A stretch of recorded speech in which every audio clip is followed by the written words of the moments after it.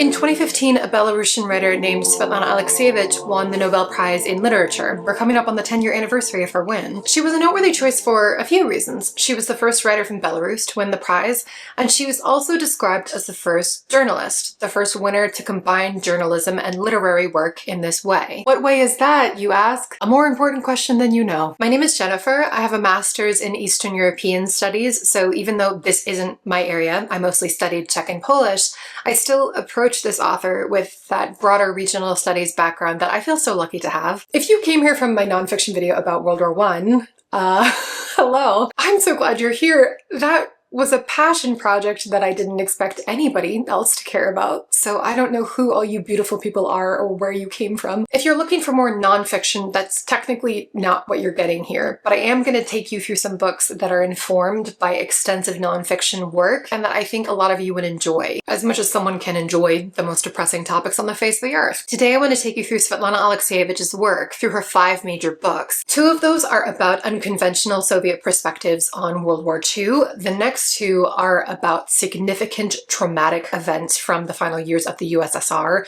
the Soviet war in Afghanistan, and the Chernobyl nuclear disaster. And then her final book is about the collapse of the Soviet Union and the psychological toll of that epoch-ending event. There really is this chronological arc to her work where talking about World War II first helps you understand all the conversations that are happening in her later books, but if you're interested in a specific topic, I've timestamped the video so you can jump right to it. Before we get into her books, I want to give you some context on how she was published in English, and then talk about what this genre actually is. Because if you were to walk into your local bookstore, her books would almost certainly be shelved under nonfiction, and that's not telling you the full story. There's no smoking gun here. This isn't a video that's like the truth about Svetlana Alexievich. In interviews, she herself is very open about her process, but that reality isn't made clear within the books themselves. You could easily read all 5 without coming across certain key details. At the end of my research, I'm sitting here telling you that I value and recommend these books. The video is designed to help you decide where to start or continue with her work. But I also want you to have the full picture to make of it what you will. So let's talk about Alexievich in English. She published her first book, The Unwomanly Face of War, in Russian in 1985. An English language edition of The Unwomanly Face of War came out from a Moscow-based publisher in 1988. And I'm not exactly sure of the British and Canadian end of things. It can be tough to nail some of this down. But on the American end of things, her first book that was published here was Voices from Chernobyl in 2005, and it was published by a small independent publisher named Dalkey Archive Press. The other 4 were then published by Penguin Random House, the largest US publisher, in 2016, 2017, and 2019. And if those dates didn't already jog your memory, she won the Nobel Prize in 2015. Yeah, it's a tale as old as time. A small press takes the risk of bringing a new translated author into the inhospitable English literary scene, then that author wins an award, and suddenly a larger publisher cares when they see the dollar signs. I'm laughing, but these are businesses, and in some areas like translation, the biggest ones are often the least nimble, the least innovative. I'm mentioning this because my guess is that one of the reasons Alexievich wasn't considered a top prospect for translation before her win is the same reason so many English language readers appreciate her books now. It's that you can sense that you're listening in on a completely different set of cultural conversations. You aren't her target reader, and because of that, you get to hear things you wouldn't normally hear. That's true of many translated authors, but it's an even more explicit feature of what Alexievich does. You're getting access to very intense and nuanced and confronting conversations from within the Soviet and post-Soviet space. Trust me, however low your opinion is of your fellow man, the American publishing market's opinion is lower. The working theory is that we must be condescended to make sure that we get things, that nothing feels too unfamiliar. So regardless of what you personally think of literary prizes, and I myself have a lot of thoughts about them, the Nobel especially creates an opportunity for readers around the world to gain this access to authors who would be considered too challenging or not relevant enough otherwise. Okay, so that's the translation situation.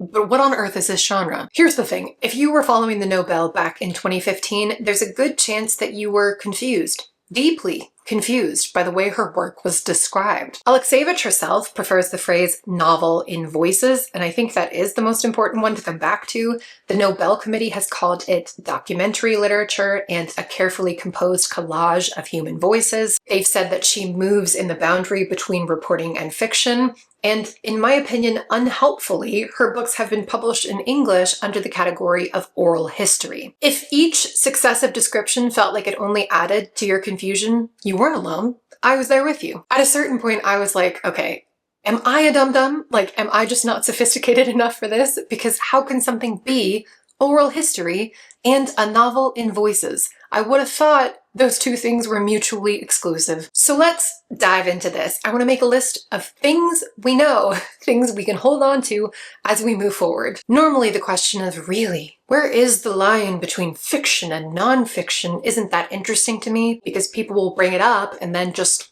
not address it. It's like a signal that you're thinking deeply without actually having to do any deep thinking. But I find the Alexievich case genuinely interesting. So let's talk about mixing fiction and nonfiction, the ethics and the goals of doing that. And I also want to bring our girl memory studies into the mix just a little bit. I think it helps bring this reading experience alive. Okay, here's my list. The first thing we know is that for each of her books, Alexievich focuses on a large societal experience, and she conducts interviews with individual people about what they went through and how they feel about it. Typically, she conducts roughly 500 to 700 interviews over a period of several years. She also receives some letters, sometimes has follow-up phone conversations, and she ends her research with substantial notes and recordings to work from. The second thing we know is that she then goes back into the material and selects certain sections of those interviews to include in the final book. Pretty standard stuff so far. One estimation comes from a great PhD dissertation by Irina Hniadzko, who references Alexievich choosing roughly 100 of these initial 500 to 700 interviews,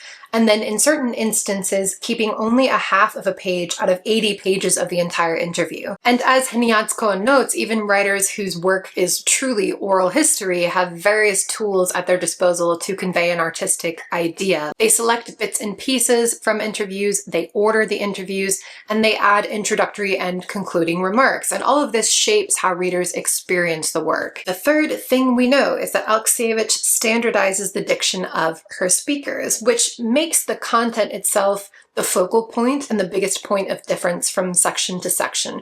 You're honestly focusing more on the stories than on the storytellers. Hniadzko framed this as Alexievich editing the interviews up to the standards of literary Russian spoken and written language. I don't want to discount anyone's individual work because translation is so individualized, but I wanted to mention this point because something that I noticed even from the first time I read through her books is that there wasn't a big difference among translators. These 5 books have 4 different sets of translators, and somehow that does very little to change the linguistic experience from book to book, which indicated to me that there was this standardizing of the language happening on Alexievich's end. Now we're moving away from more standard operating procedure and getting into some of the elements that set Alexievich's process apart. Because the fourth thing we know is that some of her interviews are presented verbatim or nearly verbatim from an individual, and some are composite representations. Hniadzko notes that Alexievich mentions changing people's names if they've asked her to, which implies that some of the interviews might still belong to concrete people and probably contain a story told only by one specific narrator. But in other cases, she chooses how to combine different parts of different narratives into a new story written by her. We do not know for sure if the name of the interviewee was real or it was a random name for a composite character.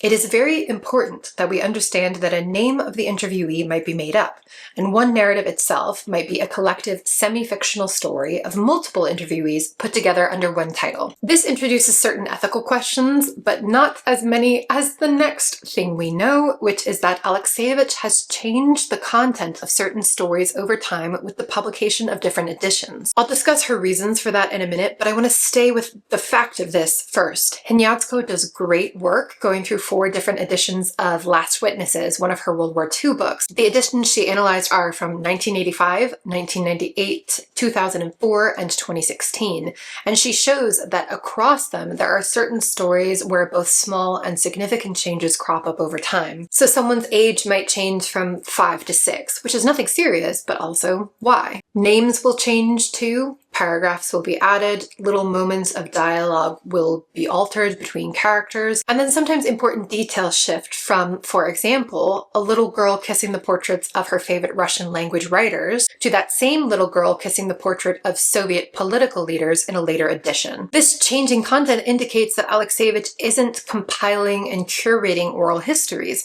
She's also editing and adding to the stories in her books, meaning that these are not just interviews anymore. They become semi-fictional stories which belong both to someone and to no one. Ultimately, this is Hnyadzko's conclusion. It would be more honest to both the people who told their personal stories to Svetlana Alexievich and to her readers if at the beginning of every book she would explain her editing process and her concept of composite narrative. If she did so, this ethical question would be resolved. There are literary questions I want to bring into the conversation, but when it comes to these ethical questions, that's the biggest sticking point for me as well. It's that we shouldn't have to learn all this from author interviews. It should be made clear in the books. Therefore, the final thing we know is that Alexievich performs multiple functions. In some parts of the process, she does act as an interviewer or oral historian, and in others, she functions as an active literary writer. I read another brilliant dissertation on this topic from a scholar named Anna Karpusheva, and she states it pretty baldly. Svetlana Alexievich's prose is a work of literature, rather than oral history or journalism. Interestingly, this is her context for making that distinction. She says, with its long tradition of oral history, the West rushed to embrace and even overpraise the historicity of Alexievich's texts while overlooking their literariness. Viewing Alexievich's texts as oral history projects influenced the nuances of translation and structure of English editions, and minimized the literary quality that serves a crucial purpose in the Russian originals. So why does she create composite narrators? And why does she change some of these narratives across editions? I've come up with a list, which isn't a YouTube-led choice on my part. List making really does help me keep things straight. So, for your consideration, I have a practical reason, a cynical reason, and then an umbrella of artistic reasons. The most mundane reason for this is that over time, with such huge societal changes and as more conversations have opened up, more and more people have wanted to talk to Alexievich about these events and their own experiences. So sometimes she includes new material to include these additional voices. The potential cynical reason isn't something I can cite. This is my conjecture. Obfuscation allows her work to keep the clout of nonfiction. There's an implied veracity here that's taken more seriously by many people who consider themselves to be serious readers. This is what David Remnick wrote for The New Yorker, for example.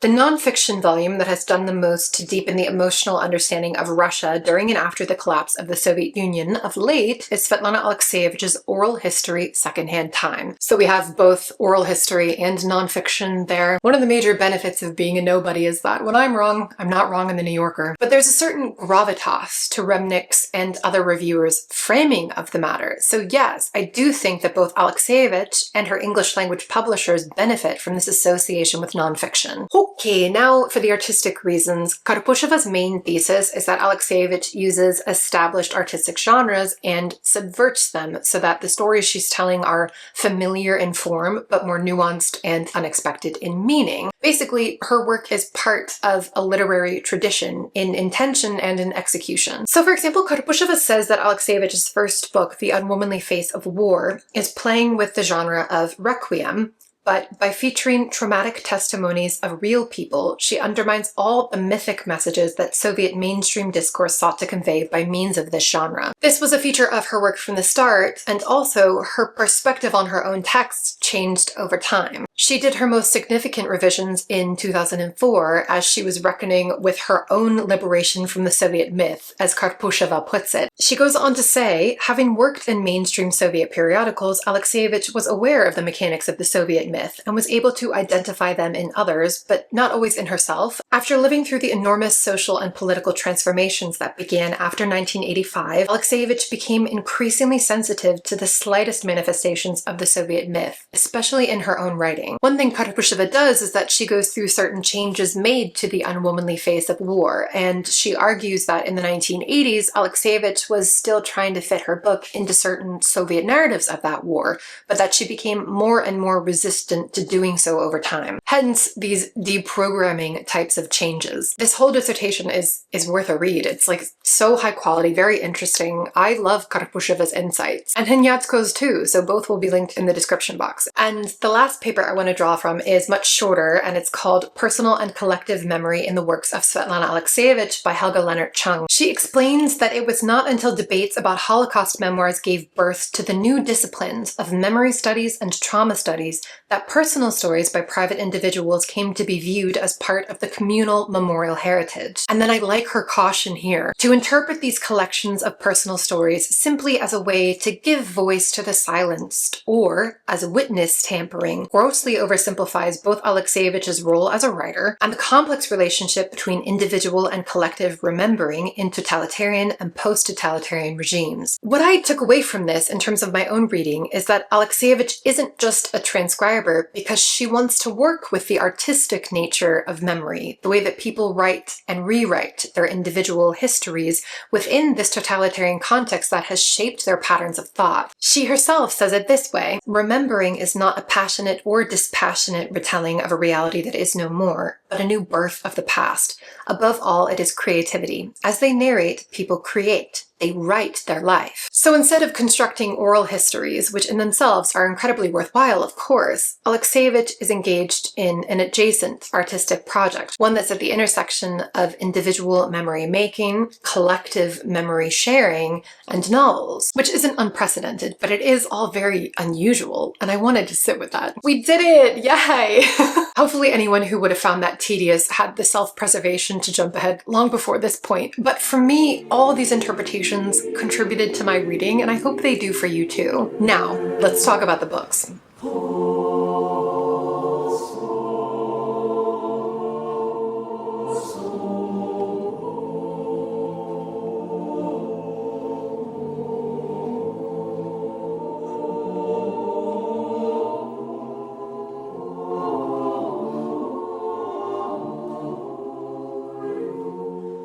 For The Unwomanly Face of War, which in this edition was translated from Russian by Richard Pevear and Larissa Volokhonsky, Alexievich interviewed Soviet women who had fought or worked on the front lines in World War II. We're talking snipers, anti-aircraft gunners, drivers, phone and radio operators, doctors and nurses, pilots, laundry women. You get a really broad survey of experiences. And what had happened over time as the everyday details of the war had faded and as myths arose to take their place is that these women and the true level of their involvement didn't make it into the broader societal narratives. Now, there were plenty of realities of the Soviet men who fought in World War II that also didn't make it into the stories that their children and grandchildren grew up on, but the difference is that the very presence of these women was often removed from the collective memory making. In general, I consider myself lucky that I've lived in a time when we have so many narratives that are like, and now, X story from the perspective of the forgotten women. And we do have a lot of them. Even people who gravitate toward that kind of work can occasionally roll their eyes at how over-marketed the concept can seem. Ultimately, I'd rather have what can feel like too much of that than too little, but I say this because I can't emphasize enough that Alexievich was doing this work before it was trendy or even particularly respected. Clearly, people did feel the lack of these voices. There was a hunger for this. Alexievich's mentor, the Belarusian writer Ales Adamovich, who'd been doing his own oral history-infused literary work for years,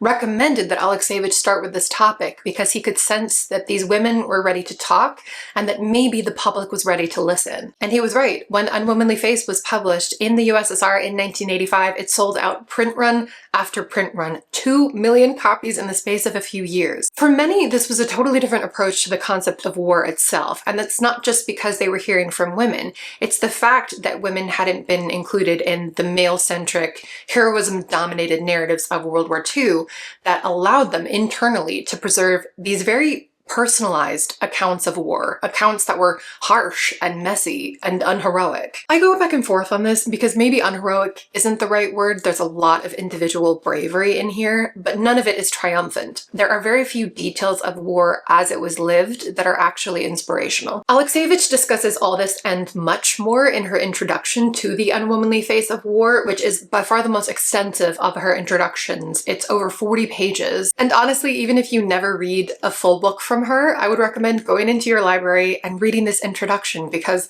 It is so powerful. It's mostly her thoughts from the 70s and the 80s as she set about doing this work. She records how she was trying to feel her way through what this project even was and what she wanted to make of it. There are a lot of moments from it that are worth sharing, but here are two of them. In an interview, after a certain time, you never know when or why, suddenly comes this long-awaited moment when the person departs from the canon and goes on to herself, into herself, begins to remember not the war, but her youth, a piece of her life.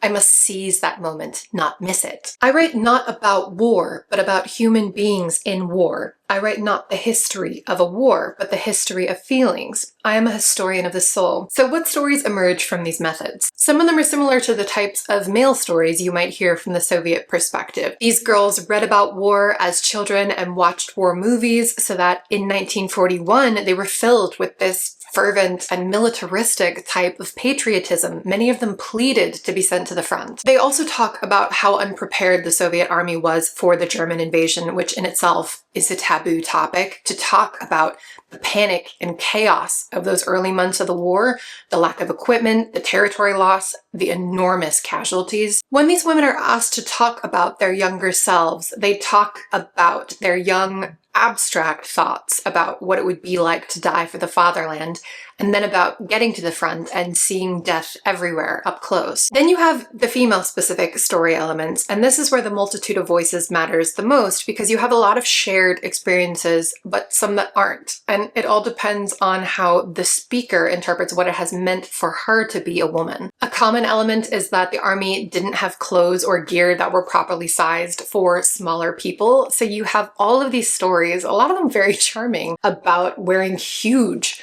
boots and jackets and carrying equipment that was like comically large for these girls. Clothes in general are brought up often, the idea of being one person when they're at the front with their hair braided or cut short and in their uniforms that are covered in blood and dirt, but being another person entirely whenever they have the opportunity to wear a dress or to wear a pair of heels. Clothes as transformative, bringing certain aspects of a personality to the front and pushing others to the side. A lot of them discuss their fear of being maimed or of dying in ugly ways because they've seen that. They've seen their female counterparts lose that ideal of unmarked beauty, that culturally omnipresent expectation that's impossible to fulfill anyway, but is truly impossible on a battlefield. And they mention their fear that however they looked when they returned from war, that they wouldn't be considered feminine enough for marriage anymore. But, and here's one of the most interesting things, there are women who speak about their time in the war as though it was an aberration for their sense of self, or as though they learned new things about themselves in that situation. And then there are others who talk about being tomboys from a young age and getting to the front and being like, oh, I'm actually a gifted sniper, or I feel more like myself now that I'm a pilot. Those women whose self-image isn't split into a peacetime feminine bride and a wartime masculine soldier. They're not the majority, but they are in here. I want to highlight one story from each of the books just to show what it's like to try to process so many voices and how random snatches of those voices will stick with each individual reader. The story I've carried with me from Unwomanly Face is that of the laundry women, of how they had to hand wash these uniforms that were caked with blood and soak everything in this horrible solution to combat lice. So many of them scrubbed to the point of breaking their own nails off. They got eczema and other skin conditions. The story is told from the perspective of the head of the laundry women, and there's this incredibly touching detail that when she's asked to give awards to two of her workers, she refuses, and instead with the military people, she goes through her list of girls and makes a case for many of them to get awards for valor. Other than the subject matter, what really sets this book apart is that it's the one where Alexievich is most present in the wide-ranging introduction, of course, like I already mentioned,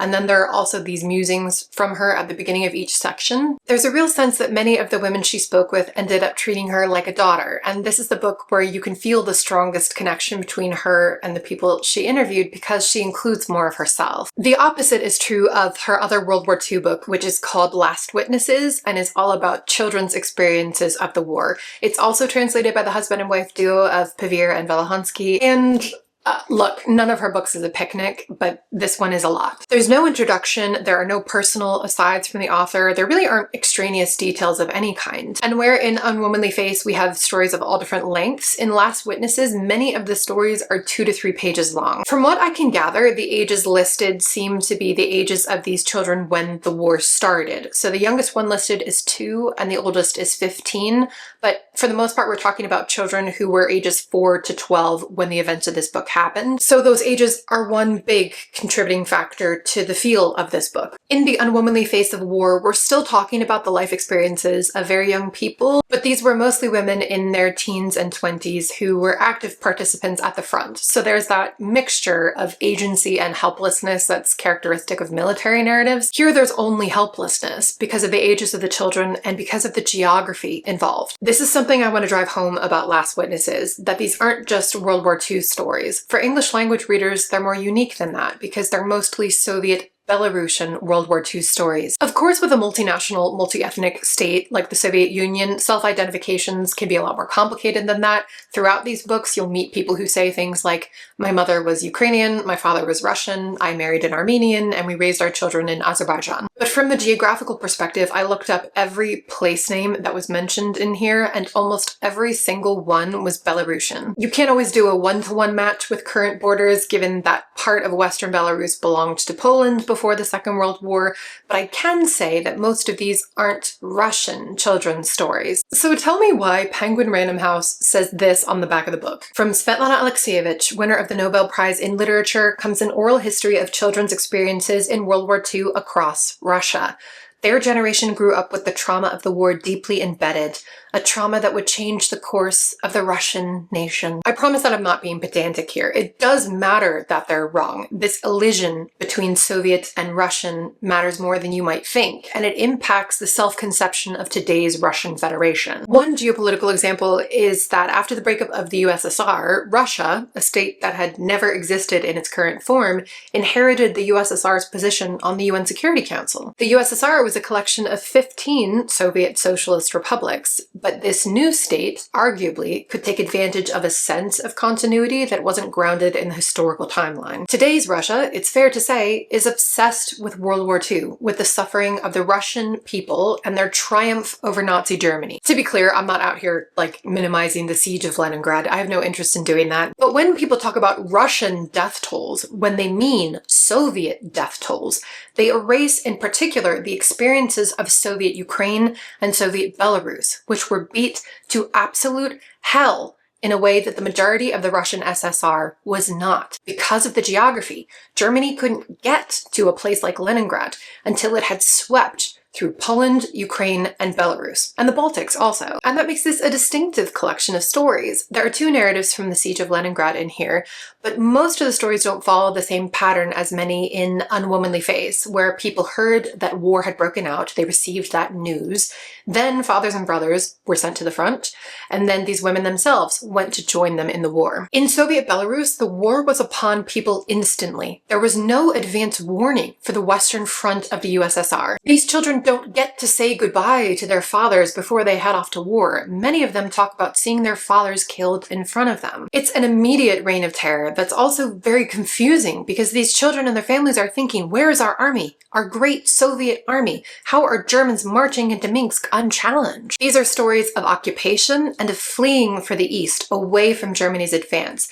Fleeing with barely any time or any official communication to allow people to plan. When these interviewees talk about this time, many of them remember being grabbed by a parent, packing 1 or 2 things, and then taking off for the forest or hopping on any train that was heading into the interior of the country. One of the major features of a lot of these stories is the burning of villages. The Nazis tore through Soviet Belarus and burned hundreds of villages out of existence. Another feature is hunger. These extreme descriptions of people starving or nearly starving, eating bark and grass and every little bud they could find. And because these people are adults, they also talk about how those years of hunger have affected their perceptions of food throughout their lives. 2 other historical features are partisan stories and Jewish stories. For those of you who aren't familiar with the terminology, partisan fighters are people who have joined what's typically an unofficial military force. It's a civilian force that's fighting the occupation of their territory. It's a term that's been applied in other contexts, but most commonly is used to talk about certain types types of World War II resistance warfare, and these types of partisan operations were widespread in Soviet Ukraine and Belarus. So as children, a lot of these narrators joined the partisans, or their parents did. One of the main characteristics of partisan fighting is retribution on the rest of the local population. So some of the worst stories in here are about a wife or a neighbor or an entire family being killed because of their association with the partisan fighters. When it comes to Jewish stories, there are some Jewish narrators themselves, and then there are a few other stories that include memories of Jewish friends or neighbors or memories of the Minsk ghetto specifically. It's worth paying special attention to the details of those stories because they provide a window on how the Holocaust was implemented in Soviet Belarus and Ukraine, which was very different from how the Nazis implemented the final solution with concentration camps and gas chambers in Poland, for example. And those types of stories and images are a lot more famous than these. The single story I want to mention from Last Witnesses is the same one that haunted me when I first read this 5 years ago. It's from a woman who was 6 years old at the time. When war breaks out, their father leaves them with their aunt, but she dies as well. So this girl and her little brother wander off and are taken in by this woman in another village who treats them as her own. And then that village is burned, and that woman dies. The narrator says, "We didn't know where to go. How would we find another auntie? We had just come to love this one." Some of you will be familiar with what I think is a useful comparison point for this book, which is the 1985 Soviet film Idi Smatri, Come and See. It's widely regarded as one of the most brutal war movies ever made. There are like a million YouTube video essays on it, and Come and See was inspired by two books by Alexievich's mentor, Ales Adamovich. He wanted to chronicle the burning of Belarusian villages, and the movie's director specifically said that he wanted more people to know about these wartime experiences in Belarus. So whenever someone just tosses out the word Russian to describe that movie, it makes me want to flip a table. But yes, the movie is acclaimed and has a reputation for being truly horrifying, and that's what Alexievich is capturing as well. This book isn't about heroism, although as always in her work, there are these little glimmers of people who were extraordinarily brave and caring toward others. This book is not about the triumph of the human spirit. It's not about boldness or cleverness or even about sacrifice. It's about the bare fact of survival, entirely by chance, and about the cost of that survival to those who did live with these memories forever. I think there are some people who don't want stories like that. They want to be able to say everything happens for a reason and believe it. But there's some of you who might actually appreciate that quality in Last Witnesses, that it has no designs to make anyone feel better. It's just witnessing.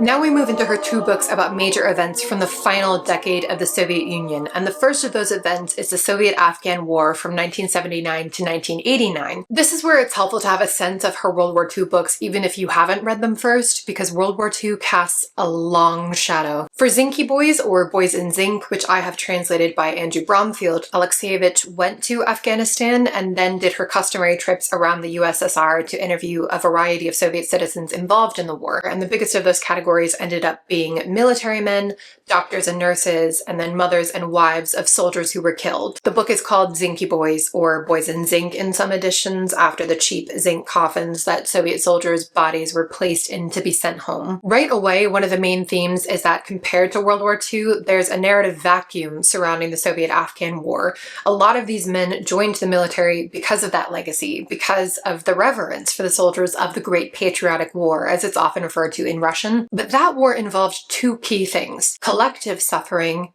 and a victory. When these Soviet soldiers came home wounded and traumatized from Afghanistan, they realized that they had suffered alone, that life had gone on as usual for everyone else, and actually their war was considered a shameful one with no victors. On my World War I video, several people commented really thoughtfully about the narrative simplicity of World War II compared to World War I. How on the European side of things, the Nazis were the bad guys, and everyone who was fighting them knew why they were fighting and what the stakes were, even if the full stakes only became clear afterwards. With the Zinky Boys, I couldn't stop thinking about the fact that, true to Alexievich's word, this isn't a historical account, because I still have no idea what this war was or why it was fought. And that's by design, because The Soviet soldiers didn't know either. The only narrative they're given is that they're building a beautiful communist future for their Afghan brothers. But as soon as they arrive at the front, they look around and are like, what future did you say we were building again? I think Americans especially might gravitate toward this book because of the inescapable comparisons with the Vietnam War. The sense of shame at home surrounding that war, the way veterans weren't treated as heroes when they returned. Like with American-centric narratives of Vietnam, you're only getting the Soviet perspective here. That's inescapable. For the love of God, we need more Afghan stories than just the kite runner. But some of these narratives have moments of insight when they recognize their own dehumanization of Afghans and are sort of appalled at the starkness of their us versus them mentality from that time. Of all her books, this one and Secondhand Time are the ones where people engage most fully with self-doubt. And in this one specifically, you have people who are questioning their idea of themselves as good people. And then one of the most interesting aspects of this broader story is the main contrast with the Vietnam War as it was processed in America, which is the Soviet censorship on this topic, especially before Perestroika began in 1985, but even after that, even now. In the 1980s, people were not being informed about the realities of this war. Its genesis, its aims, its trajectory, its costs, nothing. Other than the occasional propaganda piece, it was a wall of silence. Certainly, citizens were not being informed of the brutality involved. And as with Alexievich's other books, this one becomes a space where people can talk about senseless violence and destruction, violence that the speakers suffered or that they perpetrated on others. And in that way, I can see her interviews being a kind of refuge for certain people because she's not asking them to explain themselves. She's just asking them to remember. The story that's had a hold on me from Zinky Boys is from an infantryman who describes being terrorized by his fellow Soviet soldiers. There are stories in here with perspectives on true military friendships and on that overwhelming sense of camaraderie that's often talked about with the military. But this is the kind of perspective that Alexievich creates room for in her work, because in addition to the stories you expect,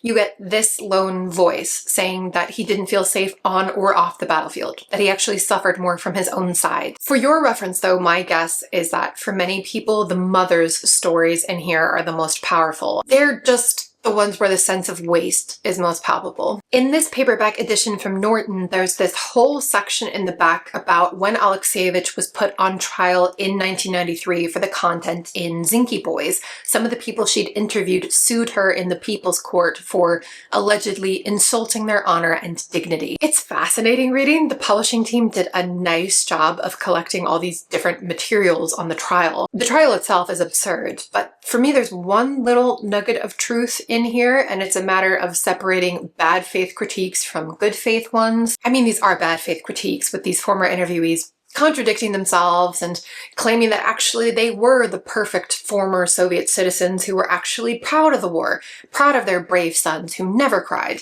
and Alexievich is sullying their memories because she's unpatriotic and she has a CIA-backed political agenda. It seems most likely that there was a fair amount of lying happening in these statements and on the stand, maybe because these people were embarrassed to have the shameful parts of their stories published, even though Alexievich at the time changed last names or created composite characters to hide their identities. But the one little nugget of truth that I see in here is I think some of these people felt genuinely hurt by Alexievich's technique of changing the details of their stories. It's ridiculous to sue a literary author for that, but in all the hubbub, I do want to acknowledge a potential justifiable reason for people to be personally upset with her use of their stories. When I took a step back and thought more about it, I realized that Zinky Boys actually is a great place to start with Alexievich's work because it's only 230 pages.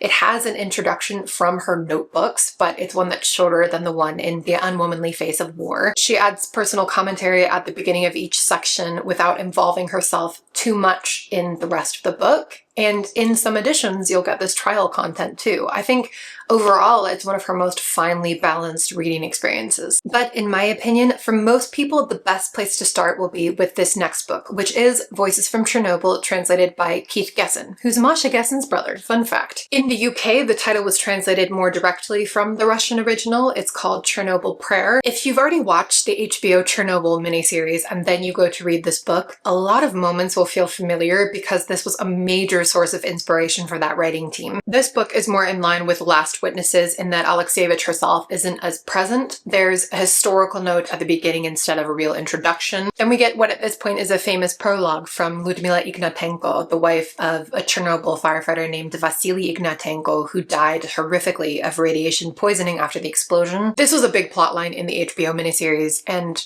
oh my god, like, you can see why. The story of her following him to Moscow to nurse him, and the details of how he and the other firefighters died are almost unspeakable, and she does speak them. I've watched interviews with Lyudmila Ignatenko where she's not thrilled by the attention she's received, first from Alexievich's book and then from the HBO show, and I really sympathize with her on that. Although she seems much clearer on her feelings about things than she is on the details of the book or on how the show approached her, she doesn't always strike me as the clearest narrator herself. But I think for you, the reader, now that you have this context that this is a lightly novelized account of the Ignatenko story, that you'll feel how effective it is on a literary level. It's a gut punch. It pulls you right into these events. And the final story is a bookend because it's a very similar account of a wife whose husband died miserably after being part of the cleanup effort around the reactor. Throughout the book, you get Alexievich's characteristic variety of voices. You hear from scientists. Those are some of the most chilling perspectives. You hear from people who were displaced, from liquidators who were brought in to clean everything up, from doctors, journalists, a Communist Party executive. A prominent through line is that people have no frame of reference for how to process Chernobyl because they're so used to equating calamity with war. Someone even says that the war in Afghanistan is much easier to understand than Chernobyl, which, if you've read Zinky Boys, tells you just how far down the rabbit hole we are. It makes sense though, because this level of radiation is a serious, even mortal danger, but it's not an enemy, and you can't see it. The book reveals just how much these narrators conceived of danger as something that comes from other people. Other people are the thing to fear. They're the ones who can drive you from your home. But the environment, when there's no flood or fire or hurricane in sight, and you're just looking at what appears to be normal soil and water and air and being told that it's dangerous, many people couldn't wrap their heads around it. That gap in understanding also partly stemmed from the cover-ups and the mystifications that were happening at every level of the Soviet government after the explosion. The public wasn't informed of the gravity of the accident. Meanwhile, Soviet scientists were doing tremendous, painstaking work collecting all kinds of data about the contamination level throughout the Soviet Union, and in Belarus especially in this book. But the accounts in here suggest that that data that people had risked so much to gather then wasn't used in any systematic fashion. So you get a number of stories from people who are refusing to leave their land. Old people and refugees especially keep saying, you know, I've survived worse. And it's like, I mean, yes and no. Again, there's that instinct to compare everything that's dangerous to a war zone, which isn't necessarily the most fruitful comparison. Throughout her books, there's also this thread about Soviet masculinity. It's one of my favorite threads to follow, and the way it manifests here is especially interesting because this idea that protecting your family and fighting and hunting are the activities for real men, that idea is subverted and is tied into one of the most disturbing stories, which I think the HBO series got from this book. It's, yeah, it's the pets one.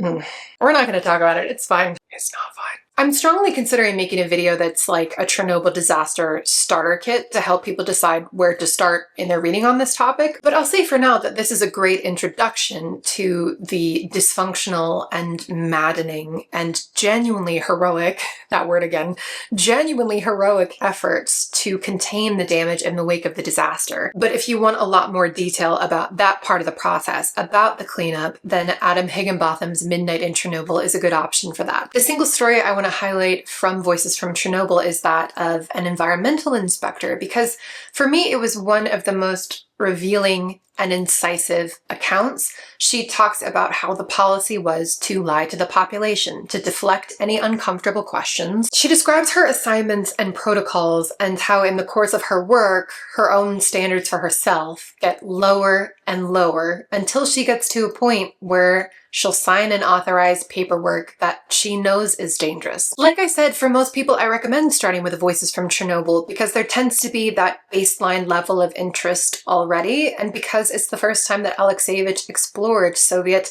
mentalities and choices and feelings outside the context of war. It's such a vivid book. It's dynamic, it's harrowing, and I think it has a lot to say about how ill-equipped we are to communicate and to combat environmental catastrophe, that as a species we're so adaptive as to be maladaptive.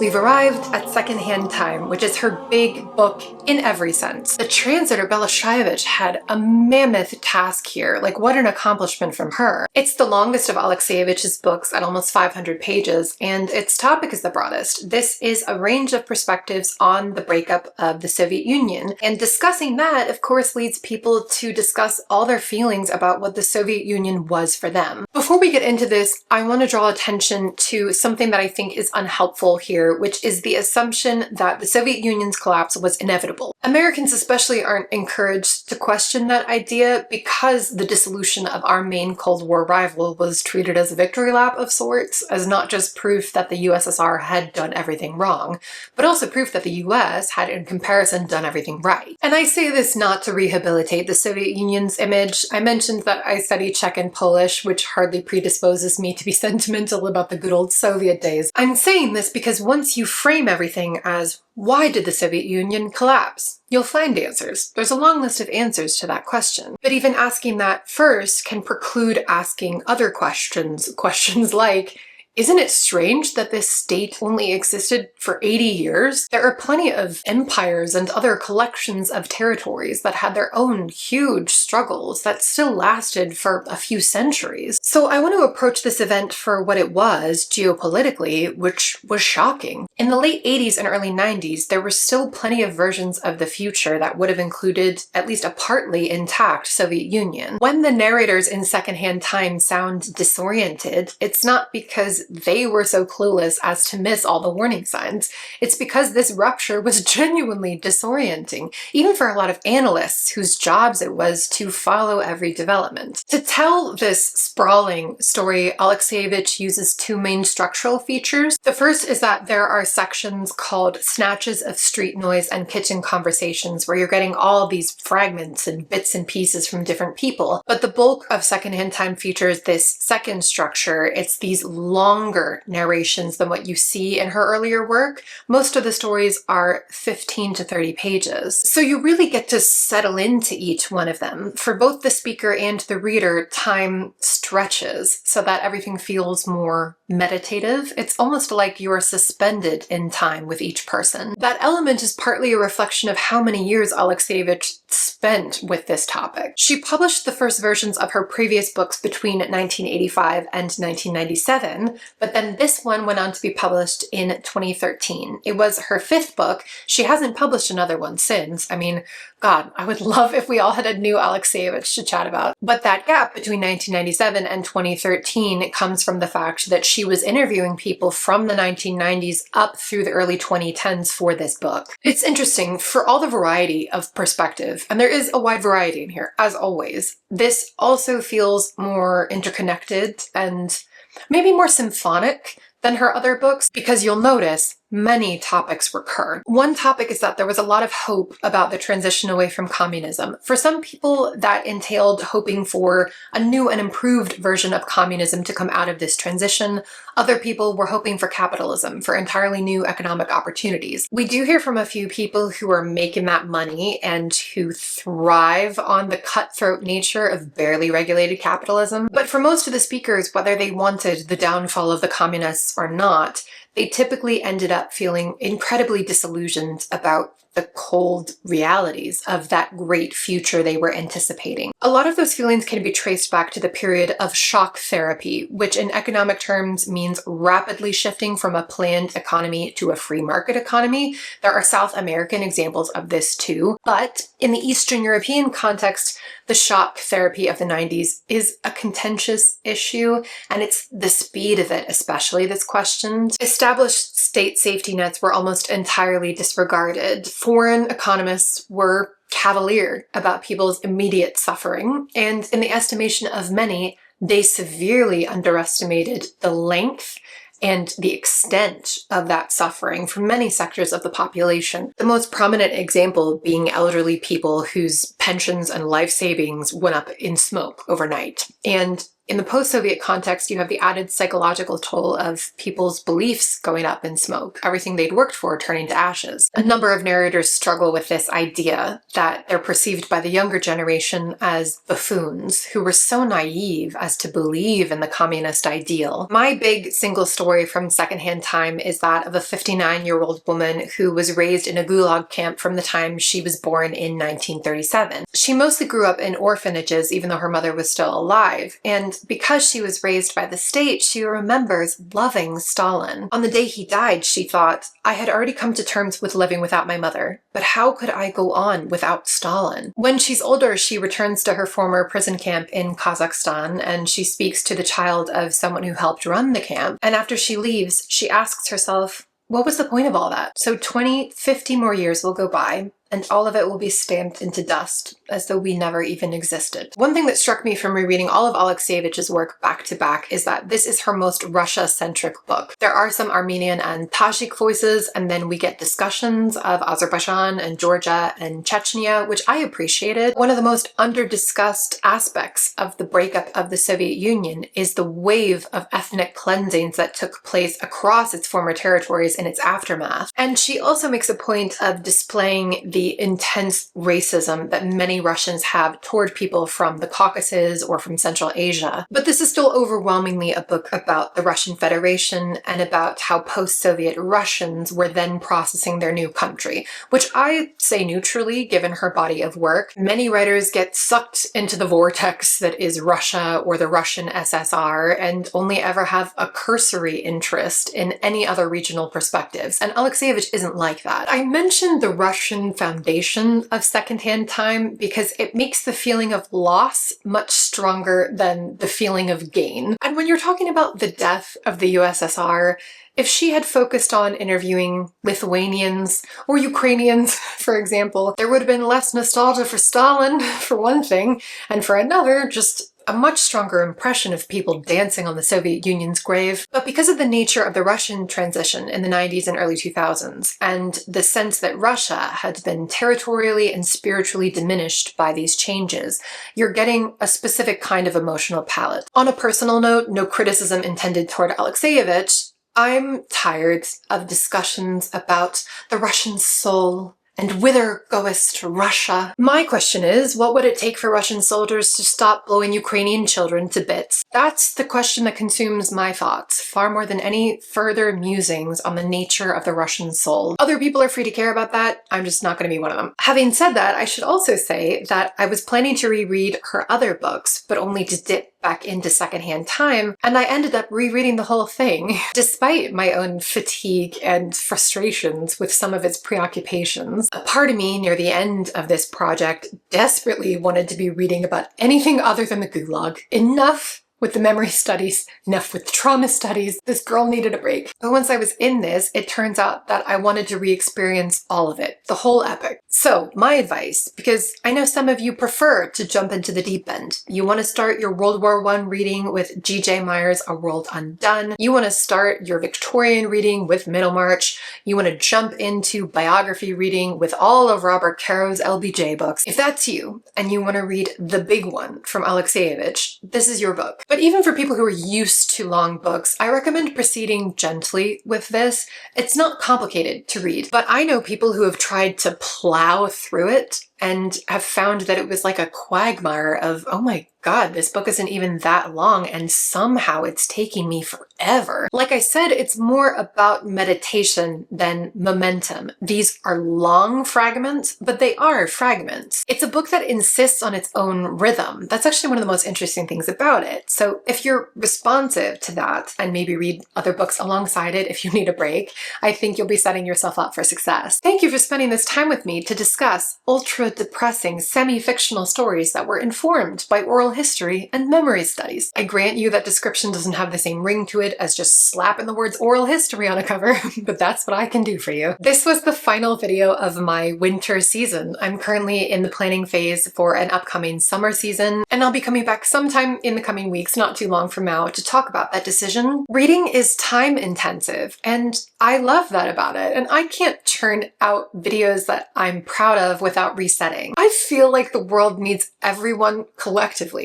to focus a little less on output and a little more on input, you know? So I hope we can chat about that type of dynamic once I've arranged my thoughts. But in the meantime, I appreciate you watching. I appreciate it so much, and I'll see you soon, sometime soon, for another video.